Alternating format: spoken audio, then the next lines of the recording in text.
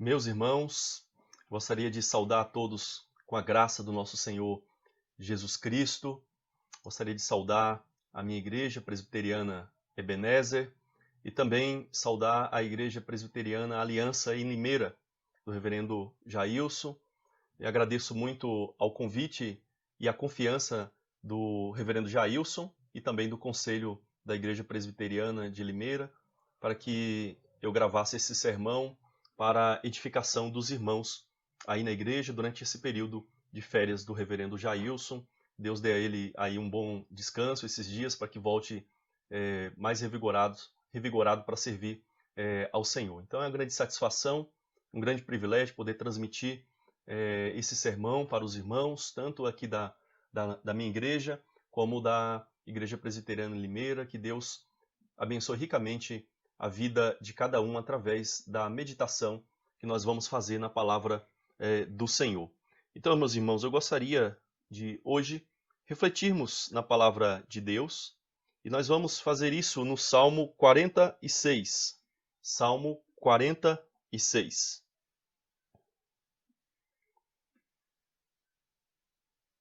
Nós vamos, nesse momento, orar e pedir ao Senhor que nos abençoe, pedir ao Senhor que nos edifique através da sua palavra. Santíssimo Deus e amado Pai, nós nos colocamos, Senhor, na tua santa presença, porque queremos lhe pedir, mais uma vez, a tua graça e a tua misericórdia. Nesse momento que vamos ler a tua palavra, nós lhe pedimos que o mesmo Espírito que inspirou essas palavras possa também agora iluminar o nosso coração e dispor a nossa vontade para entendermos e vivermos de acordo com o teu ensinamento, Pai. Queremos lhe pedir que o Senhor nos esclareça a tua palavra, nos ensine a tua palavra e que possamos, então, pela graça do Senhor, pelo Espírito do Senhor, sermos movidos a viver em conformidade com ela. Nós lhe pedimos porque confiamos na mediação do nosso único e supremo sacerdote e mediador, que é o teu Filho Jesus Cristo. Em nome dele que nós oramos. Amém. Amém. Irmãos, o Salmo 46, nós temos primeiramente uma menção. No primeiro versículo desse salmo, em hebraico, ele faz uma menção e traz algumas informações sobre o próprio salmo. Ele diz: ao mestre de canto dos filhos de Corá em voz de soprano cântico. Então esse versículo, que em nossa tradução não é parte do versículo 1, mas em hebraico sim, é o versículo 1 em si. Então em hebraico esse salmo tem 12 versículos. Eu gostaria de mencionar apenas aqui de passagem e explicar rapidamente, só para que nós não precisemos retornar a isso durante o sermão, já que são informações mais técnicas. O Salmo diz ao mestre de canto, então o Salmo é dedicado, é dirigido ao mestre de canto, que dirigia então o canto congregacional, o canto ali no templo. E diz que é dos filhos de Corá, ou também traduzido como Coré. Para não deixar dúvida, os filhos de Corá eram uma família que fazia parte da família maior dos filhos de Levi.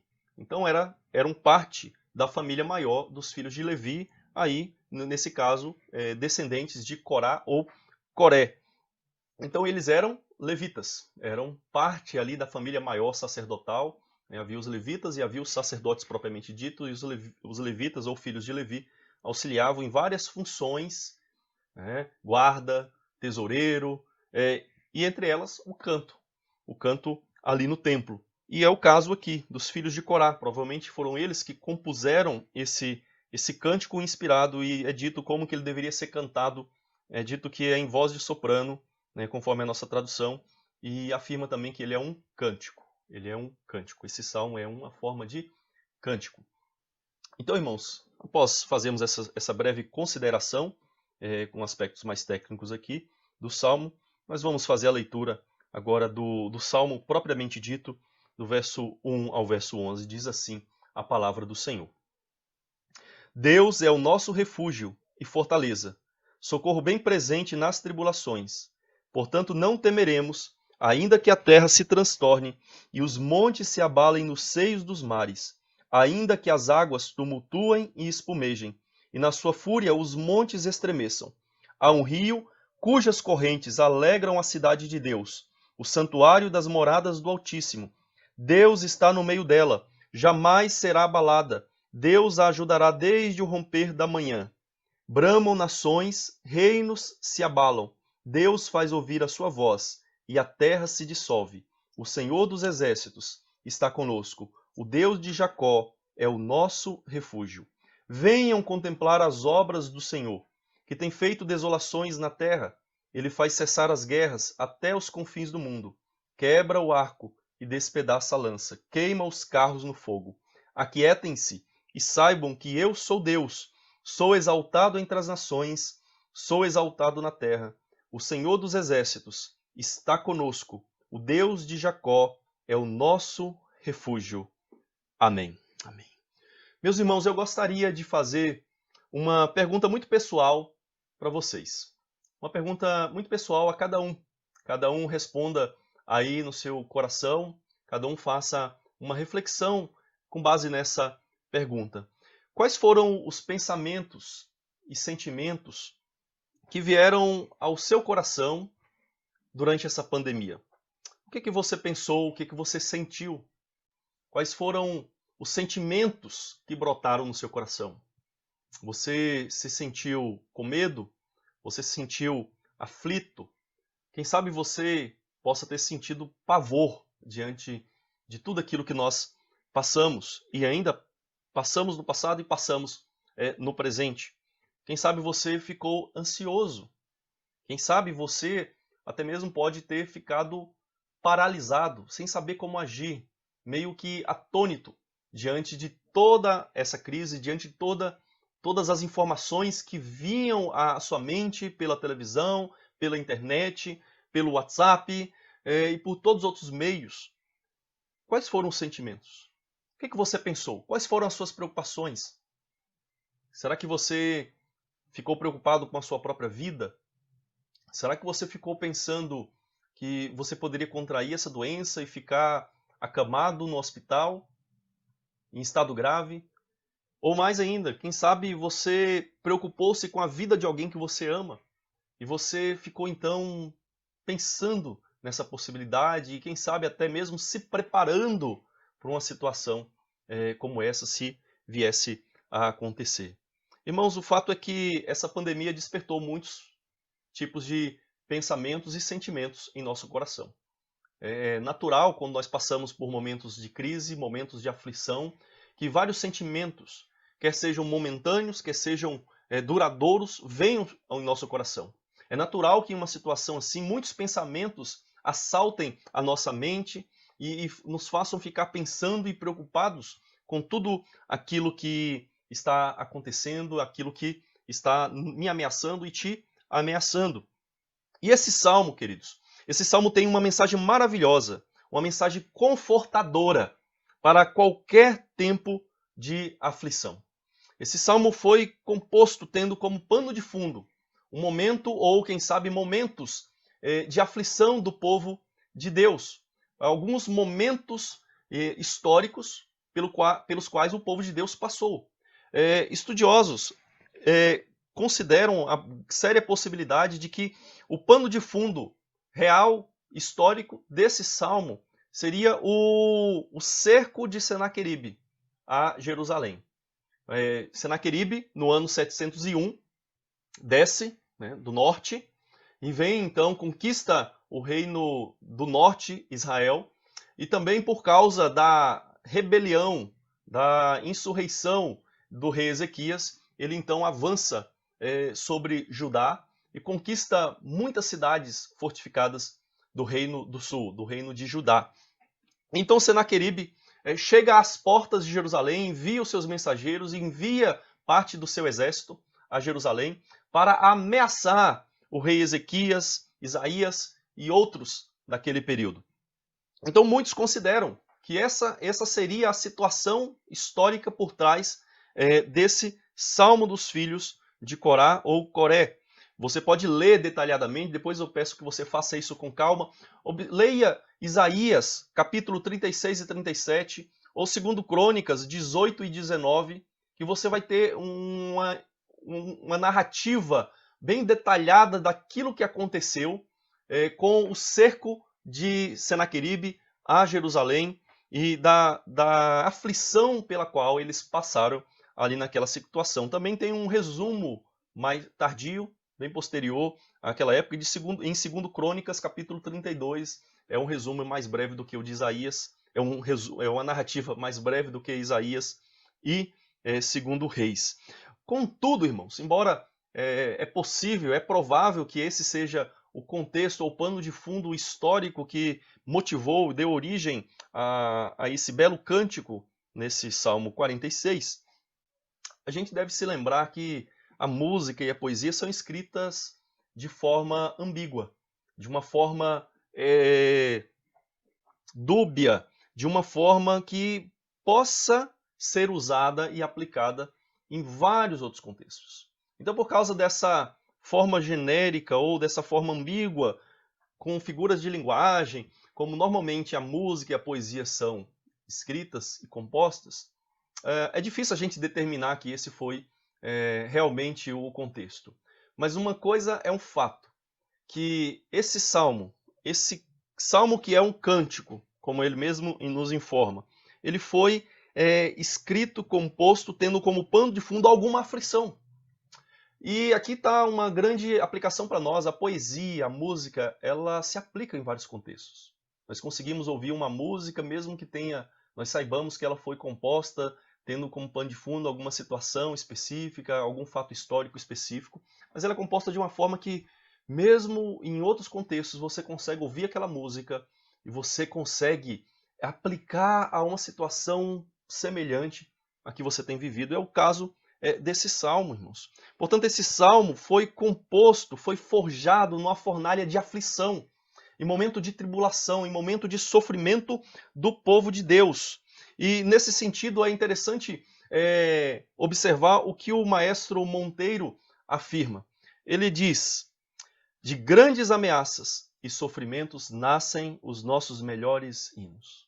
De grandes ameaças e sofrimentos nascem os nossos melhores hinos. E de fato, irmãos, a aflição do povo de Deus foi a fornalha que o Espírito Santo usou para inspirar esse lindo cântico que nós temos diante de nós. Esse cântico que nós podemos ler, nós podemos cantar e nós podemos, então, aplicar para as nossas próprias vidas, num contexto de aflição, num contexto de tribulação, num contexto de sofrimento, num contexto em que nós nos sentimos cercados e angustiados pelos problemas que nós atravessamos. Então, diante disso, eu gostaria de propor a seguinte reflexão para mim e para você. Atravesse as aflições na presença de Cristo. Atravesse as suas aflições na presença de Cristo. E como que você pode fazer isso? Em primeiro lugar, atravesse as aflições tendo convicção da presença de Cristo. Atravesse as suas aflições tendo plena convicção de que Cristo está com você. Eu gostaria de chamar a sua atenção para a ideia ou verdade central desse salmo. Qual que é a ideia ou verdade central que esse salmo nos traz? Essa ideia central ou essa verdade pode ser claramente percebida se você observar a repetição enfática que há nesse salmo. O salmista constantemente vai repetir expressões que transmitem claramente a ideia de Deus estar presente conosco, de Deus estar conosco, de Deus estar junto de nós, de Deus estar próximo a nós, de Deus estar ali conosco, nos ajudando. Nós vamos ver constantemente ideias de que Deus é o nosso refúgio, Deus é nossa fortaleza, o Senhor dos Exércitos está conosco. Nós vamos ouvir expressões, Deus está no meio dela. Nós vamos ouvir expressões que Ele está bem presente. Então, irmãos, com várias expressões, ideias, o salmista constantemente afirma e reafirma a ideia, a verdade de que Deus está sempre presente com o seu povo, de que Deus está junto de nós, de que Deus está conosco. Aliás, essa é uma verdade que é pregada, que é afirmada do início ao fim das Escrituras. Começando, por exemplo, com Abraão. Começando por Isaac, Jacó, Moisés, Josué. Isaías afirma com relação a Israel, capítulo 42, verso 2, que Deus estava com eles, com o povo dele. Nós vemos a afirmação agora no Novo Testamento, Jesus dizendo, eis que estarei convosco todos os dias. E então nós terminamos em Apocalipse, capítulo 22, verso 3, vendo a cidade de Deus, a Jerusalém celestial, a igreja de Deus, o povo de Deus descendo do céu, e nós temos a afirmação de que Deus está com eles. Que ali é o tabernáculo de Deus, é onde Deus habita, é onde está a presença de Deus. Então, irmãos, nós observamos que a Bíblia afirma diversas vezes essa verdade da presença de Deus conosco. Na construção do tabernáculo, do templo, a afirmação é que Deus habitaria no meio do povo dele. Que Deus estaria presente com o seu povo. Então, irmãos, nós observamos os salmistas, os filhos de Corá, afirmando repetidamente, com essa repetição enfática, que Deus está no meio do povo, que Deus está com eles, que Deus é o refúgio, que Deus é a fortaleza. E nós então vemos essa afirmação constante. E o que seria essa afirmação? Essa repetição enfática? É a convicção. Eles estão repetindo para demonstrar a certeza, para demonstrar que eles têm convicção de que Deus está com eles, de que eles não estavam sozinhos. Então, irmãos, nós devemos também ter a convicção de Deus conosco. Mas como eu disse na enunciação do ponto, nós devemos, e você deve, atravessar as aflições tendo convicção da presença de Cristo. E por que nós podemos afirmar que devemos ter convicção da presença de Cristo? Porque a Bíblia constantemente nos diz que Deus está presente com o seu povo de maneira especial na pessoa do seu Filho Jesus Cristo. É através de Jesus Cristo que Deus sempre se mostrou presente com o seu povo. Aliás, a ideia do tabernáculo, a ideia do templo apontava para quem? Para a habitação de Deus com o povo. Para a habitação de Deus com o povo na pessoa do seu Filho Jesus Cristo. É por isso que o apóstolo João vai repetidas vezes no seu evangelho apontar para Cristo ali no templo, ali no tabernáculo, como sendo a presença de Deus com eles. Ou seja, Cristo é a presença de Deus. É através da segunda pessoa da Trindade que Deus vem até nós e que Deus faz morada conosco e que Deus fica e permanece ao nosso lado. Então, irmãos, nós observamos, por exemplo, 1 Coríntios capítulo 10, verso 3 e 4, quando o apóstolo Paulo diz, todos eles comeram do mesmo alimento espiritual e beberam da mesma bebida espiritual, porque bebiam de uma pedra espiritual que os seguia, e a pedra era Cristo. Então, Paulo está afirmando que os israelitas, no deserto, quando saíram do Egito, eles comeram o mesmo alimento, beberam a mesma bebida espiritual, porque eles bebiam de uma pedra espiritual que os seguia. Uma pedra espiritual que os seguia, uma pedra espiritual que estava com eles, uma pedra espiritual que não os deixava, uma pedra espiritual que não os abandonava, e a pedra era Cristo. É por isso, irmãos, que nós podemos afirmar com toda convicção esse salmo, que devemos atravessar as aflições tendo convicção da presença de Cristo. Como cristãos, nós sabemos, Jesus nos ensinou que toda a Escritura fala sobre ele. Em Lucas 24, Jesus diz que tudo que na lei, nos profetas e nos salmos era afirmado sobre ele, deveria se cumprir. Então, nós que vivemos agora, após a vinda de Cristo, podemos olhar naturalmente para esse salmo e lembrar, e saber, e afirmar com toda a convicção que Cristo está conosco. Que era Cristo quem estava com ele, por mais que eles não conhecessem ainda a Cristo, porque ele não havia se encarnado. Nós podemos, como cristãos, ter a convicção de que Cristo é o Emanuel, é o Deus conosco. É o Deus que está sempre presente nas nossas aflições. Então tenha essa convicção. Quando você passar por aflições, tenha a convicção de que Ele está com você. De que Ele não o abandona. De que Ele está sempre ao seu lado. Que Ele habita com você e habita em você. Lembre-se do Evangelho de João, capítulo 10, quando Jesus afirma que ele é o bom pastor dá a vida pelas suas ovelhas. Que o mercenário que não é pastor, quando vê vir o lobo, vê vir o perigo, vê vir a ameaça, ele foge, porque mercenário não é pastor, mas Cristo não, Cristo é o bom pastor. A ele pertence as ovelhas. Ele dá a vida pelas suas ovelhas. E mais ele diz que ele nos segura em suas mãos, porque o que o Pai lhe deu é maior do que tudo. E das suas mãos ninguém pode arrebatar, nos arrebatar, te arrebatar, porque ele e o Pai são um. Então nós temos o bom pastor que está sempre conosco. Você tem o bom pastor que está sempre com você. Quando você se sentir sozinho, se sentir aflito, lembre-se, tenha convicção, tenha certeza, ele está com você, você não está sozinho, desamparado. Quando você se sentir desprotegido, ameaçado, tenha convicção da presença dele com você. Quando você se sentir inquieto, quando você se sentir atribulado, você tenha a convicção da sua presença. E essa convicção é repetida enfaticamente no texto. É extremamente importante e faz toda a diferença, como nós vamos ver no restante aqui da nossa reflexão nesse salmo. Então, em primeiro lugar, irmãos, atravesse as aflições tendo convicção da presença de Cristo. Mas, em segundo lugar, atravesse as aflições sentindo segurança na presença de Cristo. Na primeira estrofe desse salmo, e esse salmo tem 3 estrofes, do verso 1 ao 3, a primeira, a segunda do verso 4 ao 7 e a terceira do verso 8 ao verso 11. E dessa primeira estrofe, nós temos uma ênfase, um destaque para essa convicção da presença de Deus e nós cristãos, de Cristo conosco, dando segurança, dando coragem, tirando o medo, tirando o pavor do nosso coração. E nós devemos observar como que os salmistas afirmam nessa estrofe.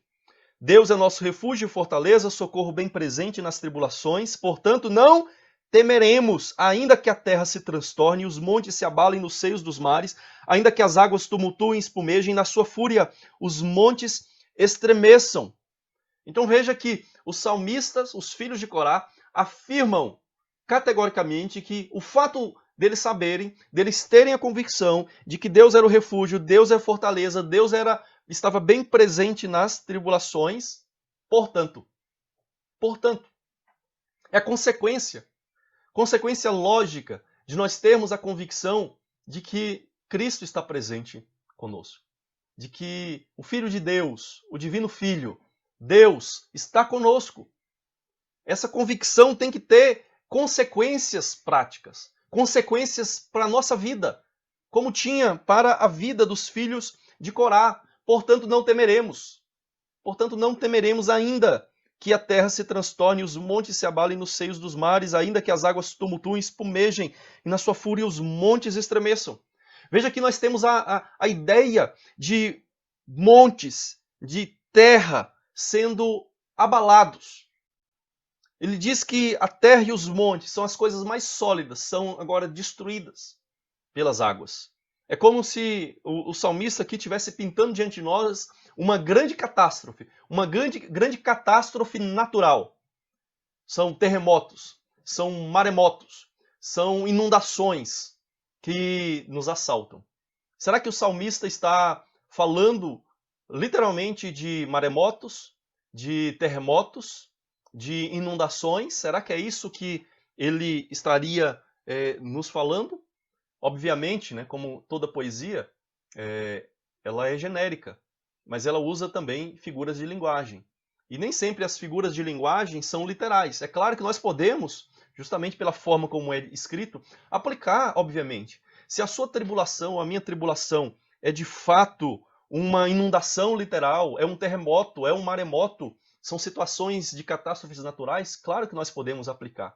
Mas no contexto provável desse salmo, em que os filhos de Corá passaram por aflições, essas águas e essa terra ou montes têm um significado.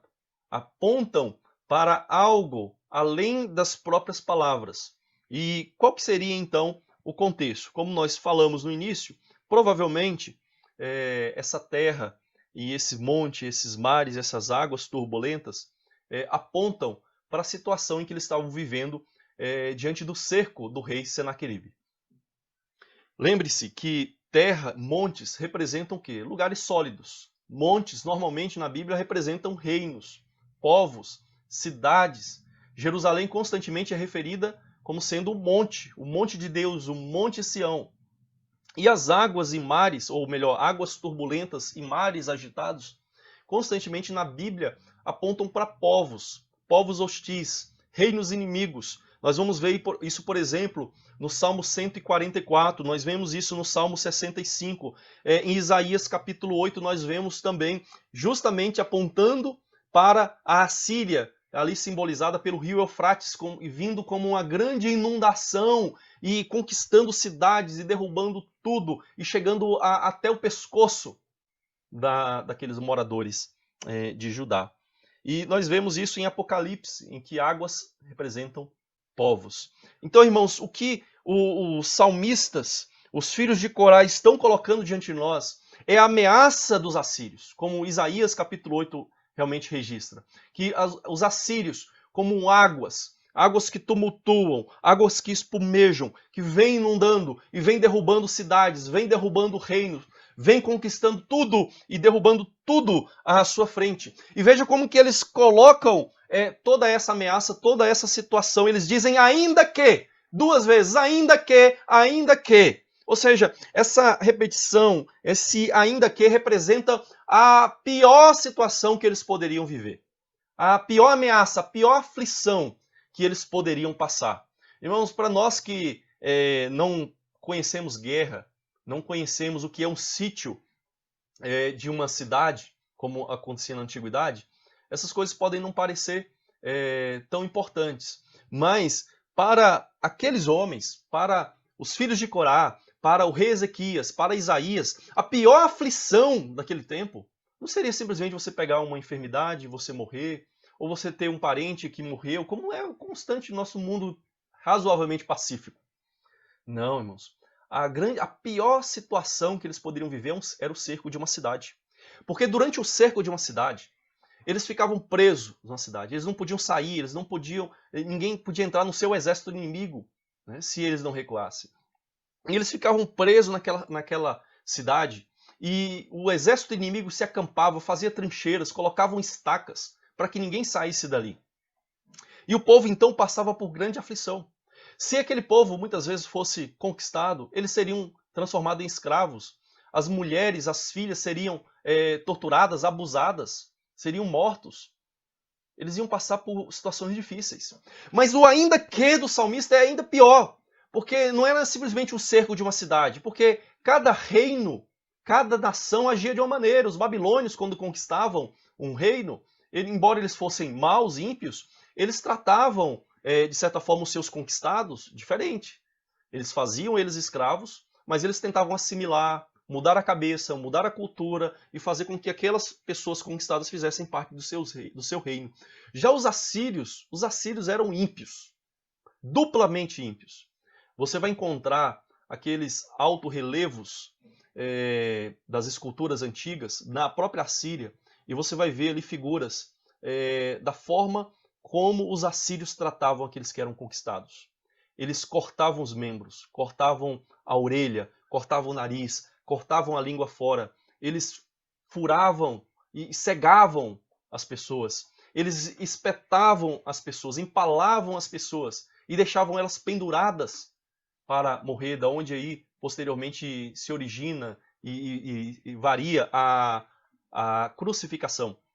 Era assim que eles tratavam. Então realmente a aflição que eles passavam era grande, esse ainda que era uma situação inimaginável para nós. Nós não sabemos o que é isso no nosso contexto hoje. Então era uma situação tremendamente difícil, era uma grande tribulação.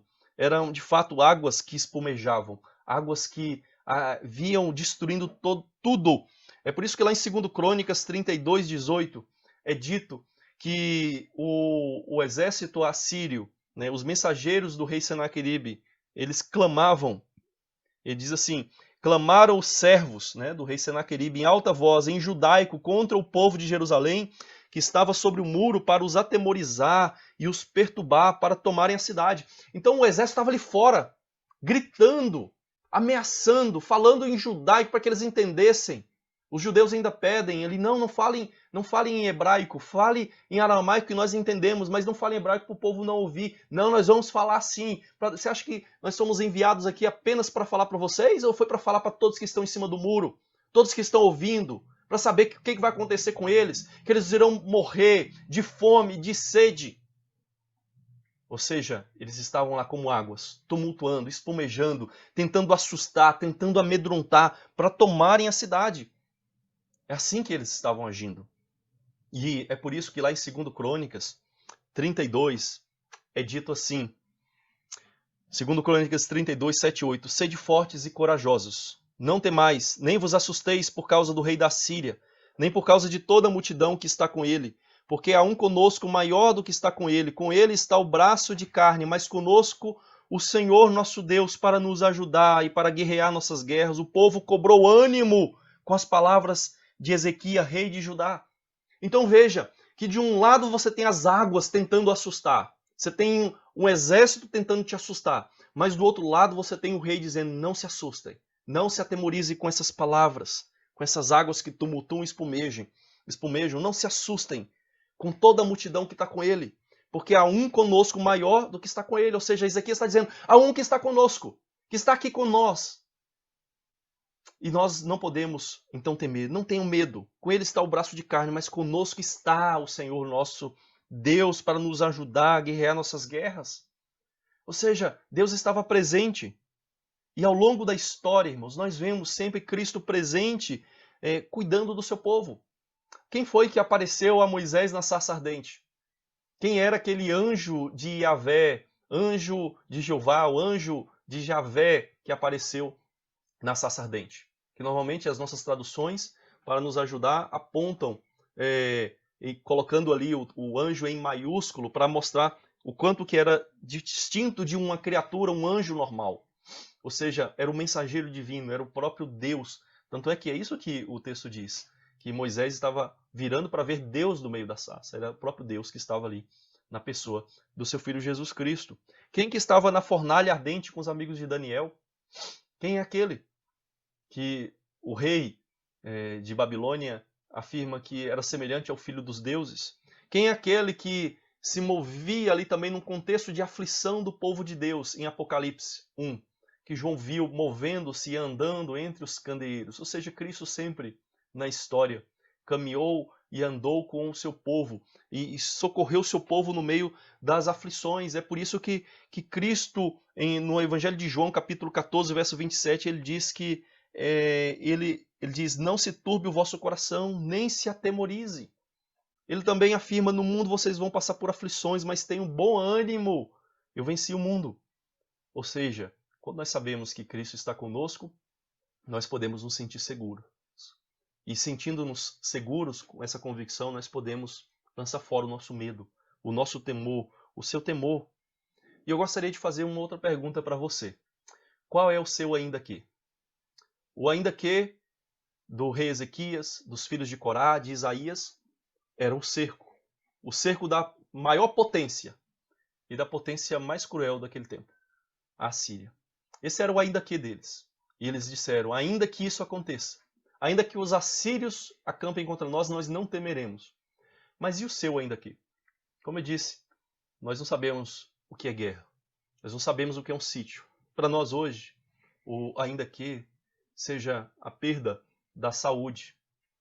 Talvez o nosso ainda que seja a perda da segurança financeira. Talvez você, em algum momento, temeu a perda da sua segurança financeira. Talvez seja isso. Talvez o seu maior medo seja a perda da estrutura familiar, perder algum parente nessa pandemia. Mas saiba que você pode ter verdadeira segurança quando você tem a convicção de que Cristo está com você. Se você crê, se você confia que Cristo está com você, você pode lançar fora todo o medo. Se eles podiam lançar fora o medo em uma situação de cerco, de um reino cruel como a Síria, será que nós não podemos? Será que você não pode lançar fora o medo diante dessa pandemia, diante da ameaça, da insegurança financeira, diante da insegurança de saúde, diante da insegurança de perder algum parente, então saiba, quando chegar o seu ainda aqui, quando chegar o ainda aqui da sua vida, saiba e tenha a convicção da presença de Cristo com você, para que você possa atravessar esse ainda aqui, atravessar essas tribulações com coragem na presença do Senhor. Então, em segundo lugar, nós falamos, atravesse as aflições sentindo segurança na presença de Cristo. E em terceiro lugar, na segunda estrofe do Salmo, verso 4 ao verso 7, atravesse as aflições sentindo satisfação na presença de Cristo. Tenha satisfação na presença de Cristo.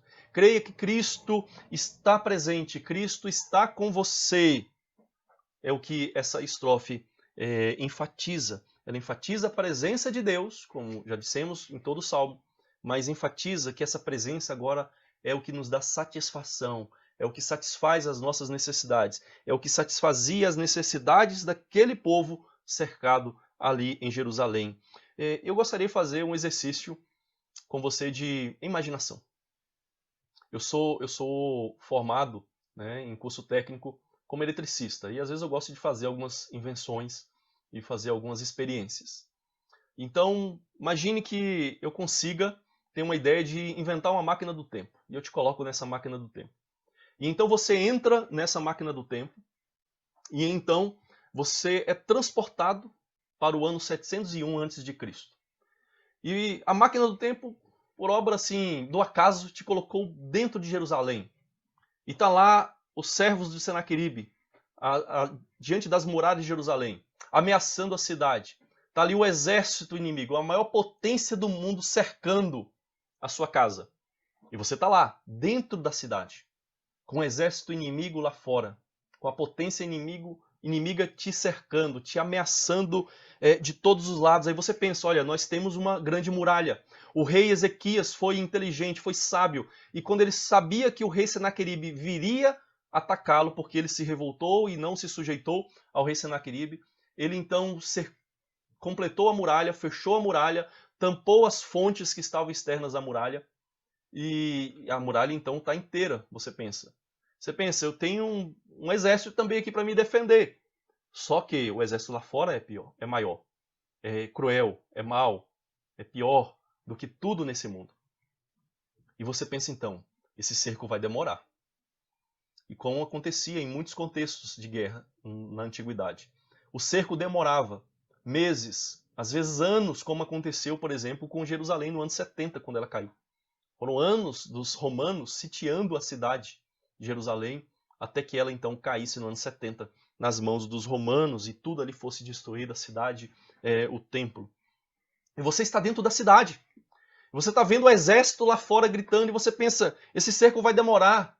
E qual vai ser a sua preocupação no contexto assim? O que eu vou comer? O que eu vou beber? Se esse cerco demorar meses ou até anos?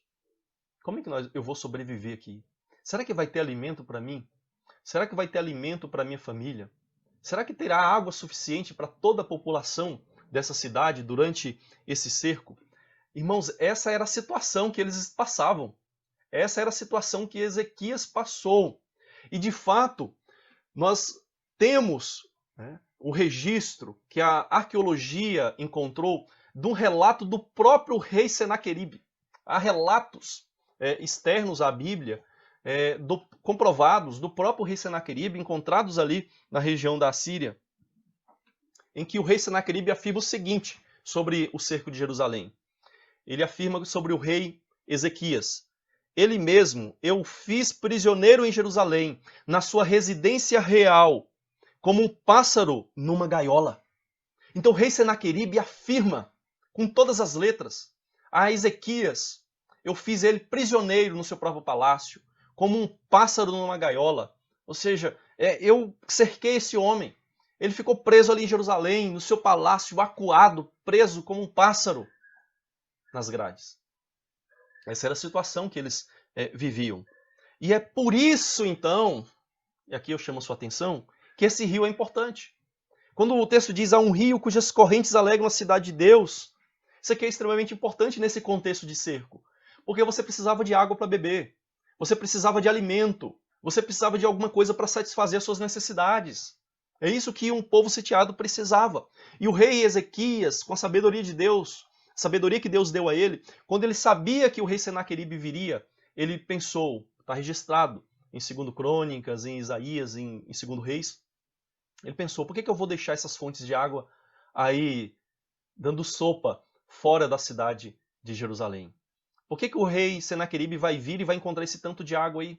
Ou seja, ele poderia tampar as fontes de água e a cidade morrer de sede. E também teria como abastecer o próprio exército assírio. Então o que o rei Ezequias faz? Ele tampa a fonte de Gion, que estava fora da muralha então, e ele canaliza essa fonte por baixo da cidade, um túnel, um aqueduto de cerca de 500 metros, que então desaguava ali no tanque de Siloé. E essa era a principal fonte de água da cidade de Jerusalém. E esse rio, então, estava ali alegrando a cidade, dando satisfação à cidade, dando contentamento, suprindo as necessidades, porque Deus estava no meio dela. Deus também estava ali satisfazendo a cidade no sentido de segurança, jamais será abalada, Deus vai ajudar. Ou seja, Deus estava satisfazendo, ajudando o povo em todos os momentos. Então, queridos, esse rio representa esse cuidado de Deus em satisfazer as necessidades do seu povo, as suas necessidades, as minhas necessidades. É por isso que lá em Isaías capítulo 8, verso 6, esse rio aqui é chamado de as águas de Siloé. Olha só o que Isaías diz no capítulo 8. Em vista de este povo ter desprezado as águas de Siloé, que correm brandamente, de estar se derretendo de medo diante de Rezim, dos filhos de Remalias. Aí Deus diz, eis que eu vou trazer as águas impetuosas do Eufrates, fortes como o rio, que vão chegar ao pescoço. Ou seja, havia pessoas ali naquela nação que desprezavam a forma como Deus supria as suas necessidades e satisfazia aquilo que eles precisavam. Há pessoas, irmãos, entre nós que muitas vezes Deus cuida, Deus provê, mas elas nunca se satisfazem com a forma como Deus provê para a vida delas, como Deus satisfaz as suas necessidades. Elas nunca se contentam. Elas sempre pensam, não, mas Deus podia fazer daquela outra maneira.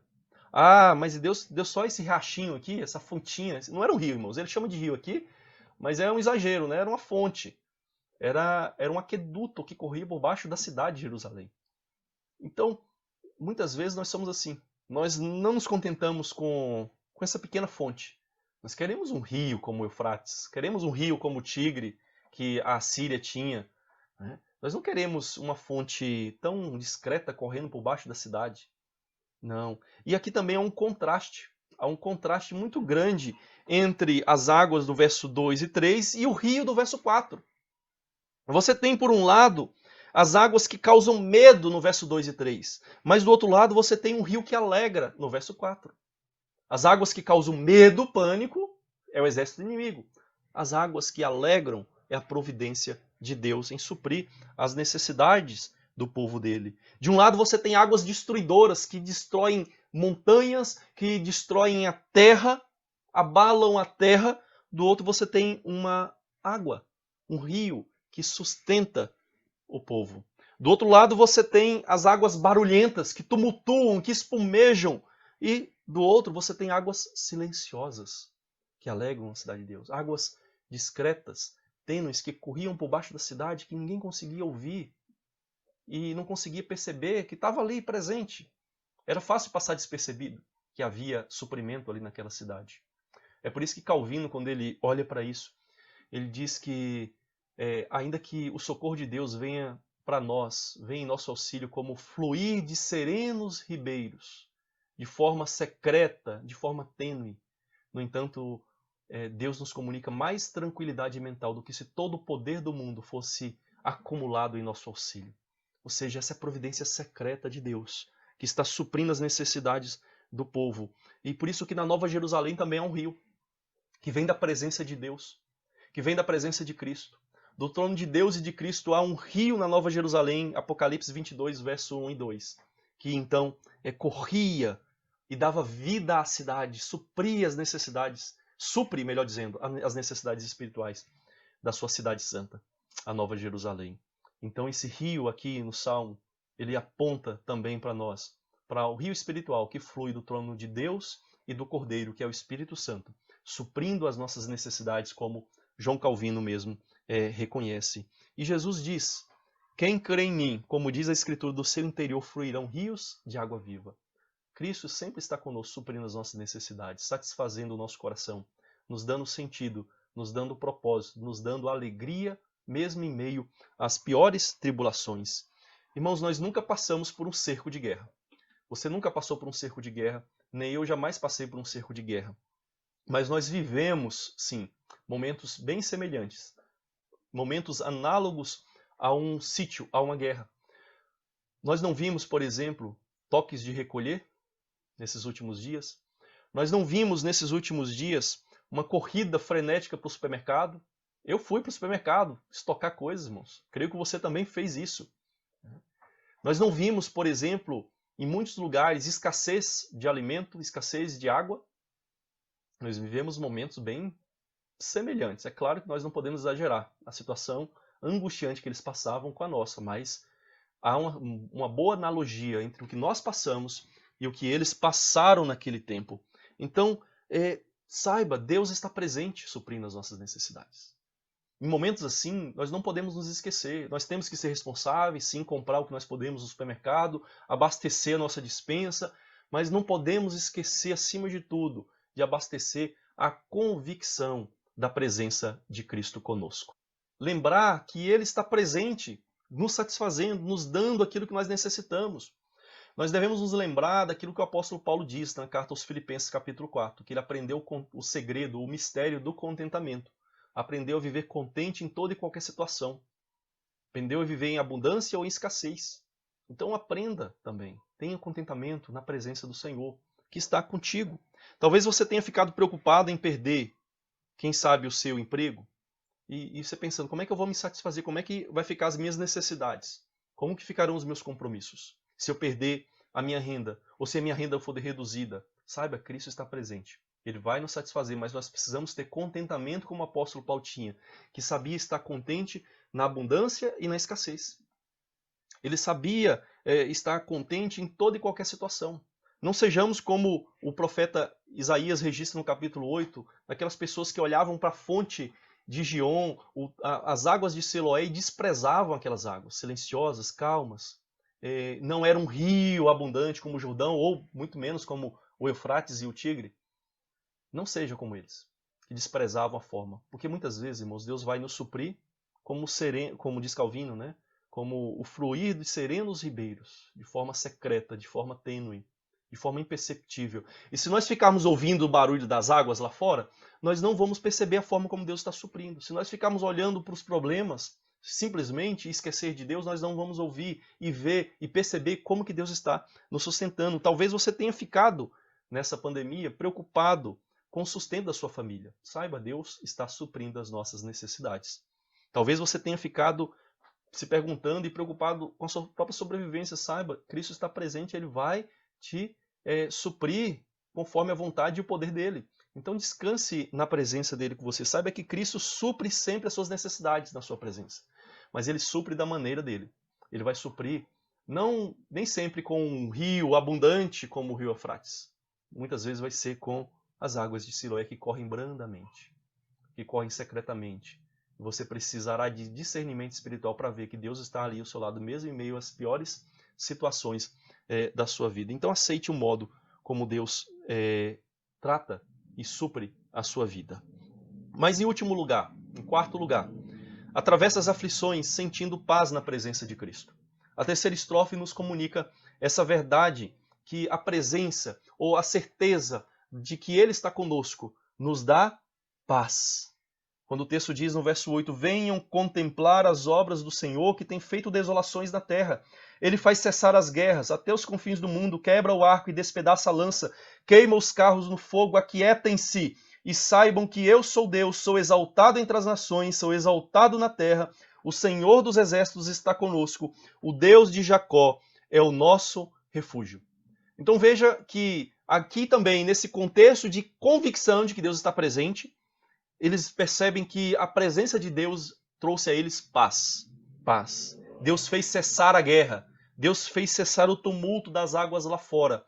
Deus colocou um reino inimigo para fugir. É por isso que o texto diz: venham contemplar. Há dois verbos aí, vir e contemplar. Ou seja, ver o que Deus faz. O que Deus fez para nós? O que Deus fez para o povo dele? No caso ali do rei Ezequias, é dito nos relatos bíblicos sobre aquela história que Deus enviou o seu anjo, o anjo de Yahvé, e ele destruiu e ele matou quase 200 mil do exército assírio. Deus exterminou o exército assírio. E o rei Senaqueribe fugiu, como o próprio Deus tinha dito ao profeta Isaías, que colocaria o seu anzol no seu nariz e ele voltaria para sua terra. E quando ele volta para sua terra, os seus próprios filhos se rebelam contra ele. E um dos seus filhos o mata, o assassina. E assim Deus então trouxe paz a Jerusalém. Deus ali exterminou o maior rei daquele tempo. Deus ali exterminou o maior exército daquele período e trouxe paz ao seu povo, trouxe paz a Jerusalém. E é por isso então que nós devemos ver o que Deus faz. Aliás, irmãos, isso aqui não é história assim da carochinha, como nós dizemos. Foi encontrado pela arqueologia também relatos, né, do rei Senaqueribe, em que ele relata tudo que ele conquistou 26 cidades, é dito que ele sitiou Jerusalém, que ele prendeu Ezequias como um pássaro na gaiola, mas ele não conquista Jerusalém. O seu relato não tem nada sobre isso, não há conquista. É claro que ele não diz o que aconteceu, ele não vai dizer ali, os reis não faziam isso na antiguidade. Os egípcios, os babilônios, os assírios, eles não relatavam derrotas. É vergonhoso, eles apagam a derrota. Então, a omissão de Ezequias, do rei Senaqueribe, em relatar que conquistou Jerusalém, essa omissão já é uma confissão. Porque se ele tivesse conquistado, ele teria dito. Mas ele não entrou em Jerusalém, ele não conquistou Jerusalém, e alguma coisa aconteceu. É claro que o rei Senaqueribe não diz, mas a Bíblia diz que Deus salvou milagrosamente o seu povo, que Deus enviou o seu anjo, o anjo do Senhor, o anjo de Yahvé, que muitas Bíblias traduzem em maiúsculo, justamente por entendermos historicamente, como cristãos, que aquele anjo provavelmente pode ser a pessoa do próprio Jesus Cristo, que foi ali, e então eliminou o exército assírio. Então, irmãos, venham, vejam como Deus livra o seu povo, veja como Deus traz paz, veja como Deus elimina o mal, veja como Deus elimina o perigo, trazendo paz sobre nós, trazendo paz sobre o seu povo. Aliás, eu esqueci de dizer, também foi encontrado um outro relato, não do rei Senaqueribe, mas da própria Síria, dizendo que o rei Senaqueribe foi morto por um dos seus filhos que se rebelou contra ele. Ou seja, Deus de fato é Deus. Deus livrou o seu povo de uma maneira inimaginável para nós, irmãos. Então vejam o que Deus fez com eles. Deus não pode fazer isso comigo? Deus não pode fazer isso com você também? O Deus que traz a guerra, ele não também faz cessar a guerra? O mesmo Deus que trouxe a Síria para castigar o povo também não é o mesmo Deus que também expulsou a Síria e livrou o povo da Síria? O mesmo Deus que permite a pandemia não é o mesmo Deus que pode fazer cessar essa pandemia? O mesmo Deus que estava com eles não é o mesmo Deus que está conosco e nos traz paz? E nos dá paz mesmo em meio às piores aflições? Irmãos, nós devemos nos lembrar que constantemente Jesus Cristo disse que ele deixava a sua paz para nós. Diz João 14, 27, deixo-vos a paz, a minha paz vos dou. Não vos-la dou como dá o mundo. Não se turbe o vosso coração, nem se atemorize. Não fique atemorizado, não fique turbado, com o coração turbado, obscurecido. Mas confie, tenha a paz dele, descanse na sua paz. Jesus diz também em João 16, 33, essas coisas vos tenho dito para que tenham paz em mim. No mundo vocês vão passar por aflições, mas tenham bom ânimo, eu venci o mundo. Apocalipse 20, no verso 8 a 10, é dito que no fim dos tempos, Satanás vai juntar os povos, as águas, e eles vão marchar e vão sitiar o acampamento dos santos. Vão sitiar a igreja de Deus, vão cercar a igreja de Deus. Mas Apocalipse 20, verso 8 a 10 diz que desce fogo do céu e consome o exército inimigo. Deus é Deus. Venham, contemple as obras do Senhor. Contemple o que Cristo faz pela sua igreja. Então, irmãos, essa pandemia tirou a paz de muita gente. Essa pandemia tira a minha paz, essa pandemia tirou a sua paz, provavelmente. Mas saiba, quando nós paramos de ficar ouvindo simplesmente os noticiários e ouvimos principalmente o que Deus tem a dizer para nós, as suas promessas na Bíblia de que Ele estaria sempre conosco, nós podemos desfrutar dessa paz que excede todo entendimento. Então nós devemos ler menos notícias na internet, ler menos e assistir menos YouTube e jornal na televisão, e ouvirmos mais o que Deus tem a dizer. E vermos mais o que Deus fez. Venham, contemple as obras do Senhor. Nós precisamos ver mais isso. Ver mais a palavra de Deus do que aquilo que nós assistimos no noticiário, para que a gente não venha ficar atemorizado, para que a gente sinta paz. Não fechando os olhos para a situação, não sendo irresponsáveis, mas simplesmente reconhecendo que existe um conosco maior do que está no mundo. Existe um Deus muito maior do que o coronavírus, irmãos. Então nós precisamos confiar no Senhor. Uma outra coisa que eu gostaria de chamar a atenção sua antes de nós encerrarmos. Veja que o texto diz no verso 10, aquietem-se, saibam que eu sou Deus, sou exaltado entre as nações, sou exaltado na terra. Eu creio que essa ordem, essa sequência é importante no texto. Esse aquietar e saber. Por quê, irmãos? Porque quando o meu coração e quando o seu coração está inquieto, está atribulado, está agitado, está ansioso, está preocupado, nós não conseguimos saber. Nós não conseguimos pensar direito. Durante a tribulação, durante a inquietude, durante a perturbação interna, nós não conseguimos ver as coisas corretamente. É por isso que o texto diz, aquiete-se e saiba que eu sou Deus. Então você precisa primeiro aquietar o coração diante das notícias que nós vemos. E então você conseguirá saber e perceber que é um Deus.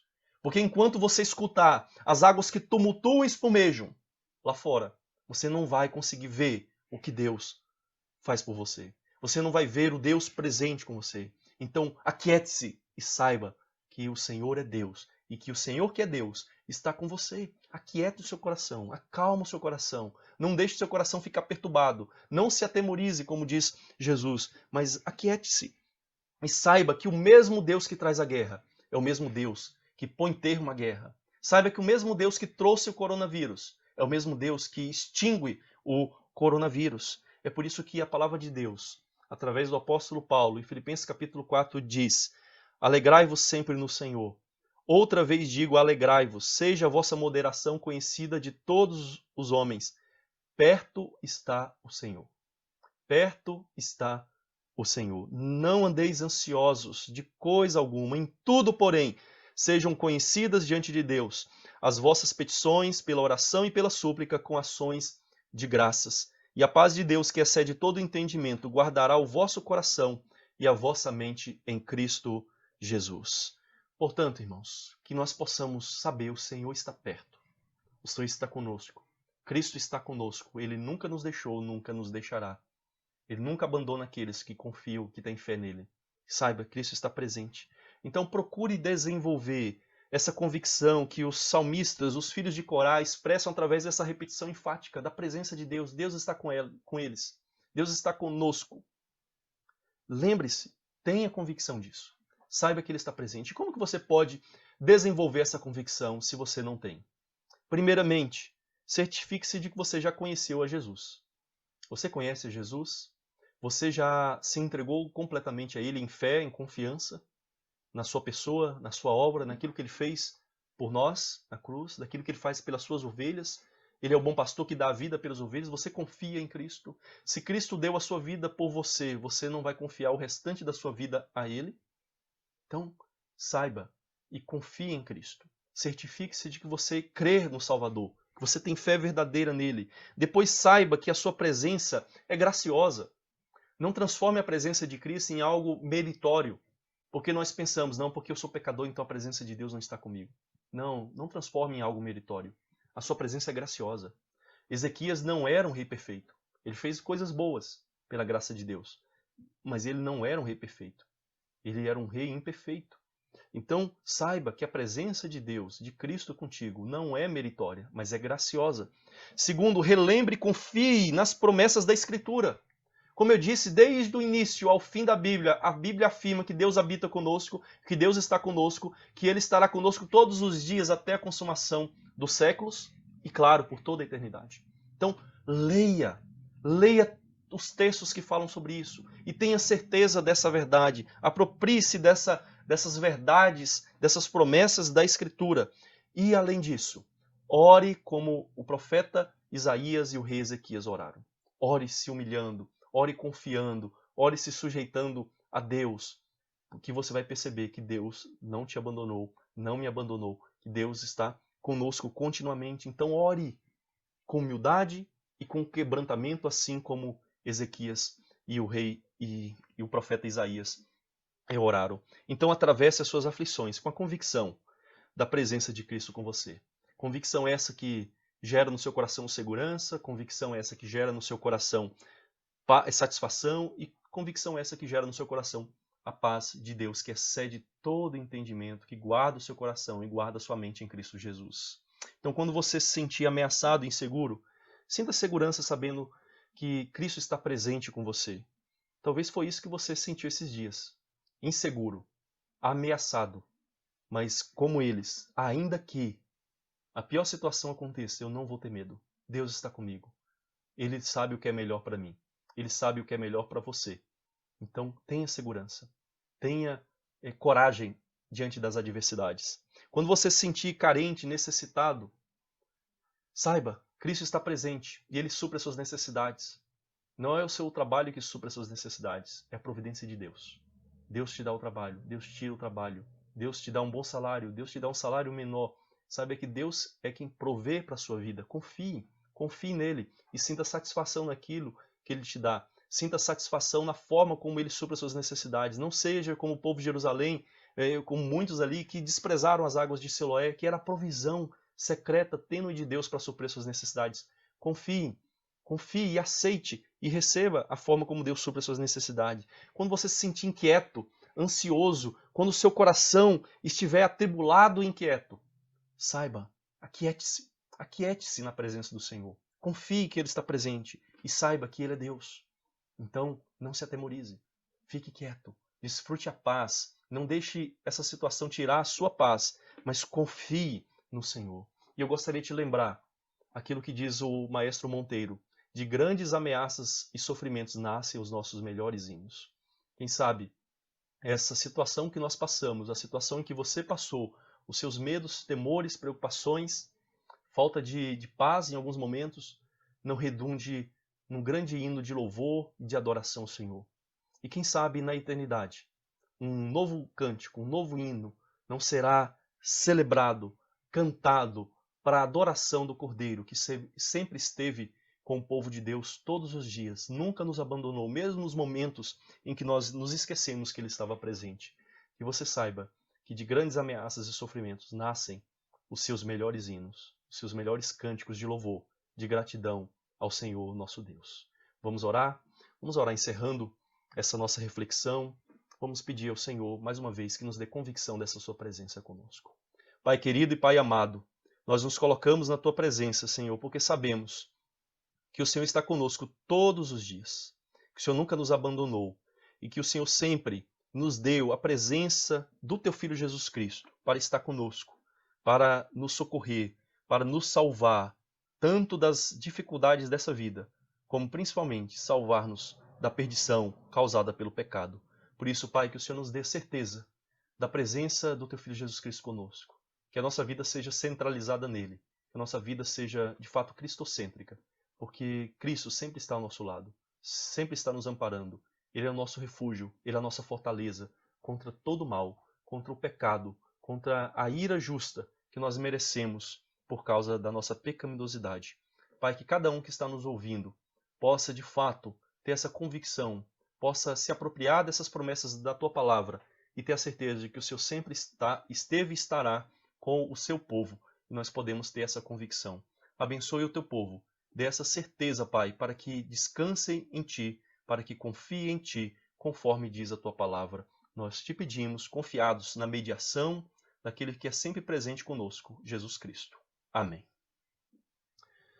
Meus queridos irmãos, que o Senhor Deus abençoe a todos, Deixo um grande abraço para a Igreja Presbiteriana Ebenezer, aqui em Itajubá, e um grande abraço para o reverendo Jailson, o conselho da Igreja Presbiteriana Aliança, e todos os irmãos aí dessa igreja, um grande abraço, que Deus abençoe a vocês e continue guardando a vocês, dando essa certeza da presença de Cristo sempre convosco. Recebam a bênção. E agora, irmãos, que a graça do nosso Senhor e Salvador Jesus, que o amor eterno de nosso Deus e Pai, e que a consolação e o poder, a presença do Espírito Santo repouse sobre vós, sobre todo o povo de Deus, hoje e eternamente. Amém. Que Deus os abençoe e tenham uma ótima semana em nome de Jesus.